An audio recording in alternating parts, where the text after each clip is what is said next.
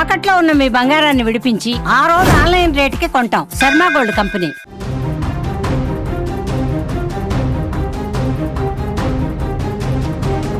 ఆదిలాబాద్ జిల్లాలో ఘోర బస్సు ప్రమాదం చోటు చేసుకుంది. ప్రయాణికులతో వెళ్తున్నటువంటి ఆర్టీసీ బస్సు కాల్వలో పడిపోయింది.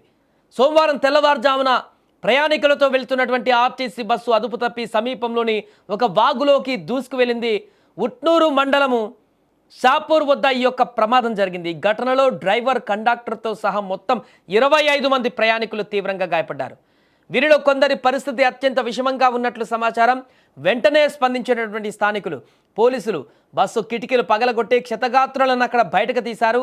కిటికీలను బద్దలగొట్టి ప్రయాణికులను కాపాడారు. బాధితులను వెంటనే ఉట్నూరు ప్రభుత్వ ఆసుపత్రికి తరలించారు. పరిస్థితి విషమంగా ఉన్నటువంటి వారిని మెరుగైనటువంటి వైద్యం కోసం ఆదిలాబాద్ రిమ్స్ ఆసుపత్రికి తరలించేందుకు ఏర్పాట్లు చేశారు. 108 సిబ్బంది ఘటనా స్థలంలోనే ప్రాథమిక చికిత్స అందించారు. కొంతమందికి లోయ కావడంతో బాధితులను కింద నుంచి రోడ్డుపైకి తీసుకురావడం కాస్త కష్టంగా మారింది. ప్రమాదానికి గురైనటువంటి బస్సు ఆసిఫాబాద్ డిపోకు చెందినటువంటి బస్సుగా గుర్తించారు. ఇక ఘటనా స్థలంలో కనిపిస్తున్నటువంటి ప్రమాదకర దృశ్యాలు అత్యంత భయానకంగా ఒళ్ళు గగుర్లు పొడిచేలా ఉన్నాయి. ఒకసారి మన స్క్రీన్ మీద చూడవచ్చు. బస్సు మొత్తం కూడా అందులోకి పడిపోయింది, పల్టీలు కొట్టేసింది. దాంట్లో 25 మంది ప్రయాణికులు ఉన్నారు. నియంత్రణ కోల్పోయిన ఆర్టీసీ బస్సు కల్వర్టును బలంగా ఢీకొట్టి ఆ పక్కనున్నటువంటి లోతైనటువంటి ఎండిపోయినటువంటి అందులో ప్రవహిస్తున్నటువంటి వాటర్ లేదు, ఆ వాగులో బోర్లా పడిపోయింది. వాగులో నీరు లేకపోయినా బస్సు ఎత్తు నుంచి నేరుగా రాళ్లపైన పడడంతో బస్సు పైభాగం పూర్తిగా నుజ్జునుజ్జైంది. లోపల చిక్కుకున్నటువంటి ప్రయాణికులు బయటకు రాలేక విరిగినటువంటి సీట్ల మధ్య నలిగిపోయి ప్రాణభయంతో పెట్టినటువంటి కేకలు ఆ ప్రాంతమంతా మిన్నంటిపోయాయి. కిటికీలు బద్దలు కొట్టే రక్తపు మడుగులో ఉన్నటువంటి ప్రయాణికులను బయటకు తీస్తుంటే ఆ దృశ్యాలు చూసి స్థానికులు సైతం వణికిపోయారు. ఎంత దారుణమైనటువంటి ప్రమాదం ఇక్కడ చూడాల్సి వచ్చిందని చెప్పేసి అక్కడ ఉన్నవారు, వచ్చినటువంటి స్థానికులు కూడా కన్నీరు పెట్టుకున్నారు. అక్కడ ప్రమాదానికి డ్రైవర్ నిద్రమత్తే కారణమా లేక బస్సులో ఏదైనా సాంకేతిక లోపం తలెత్తిందా అనేటువంటి కోణంలో ఇప్పుడు పోలీసులు దర్యాప్తు అయితే చేస్తున్నారు. ఏదేమైనా మరొక బస్సు ప్రమాద ఘటన అనేది ఇప్పుడు రాష్ట్ర వ్యాప్తంగా సంచలనంగా మారింది.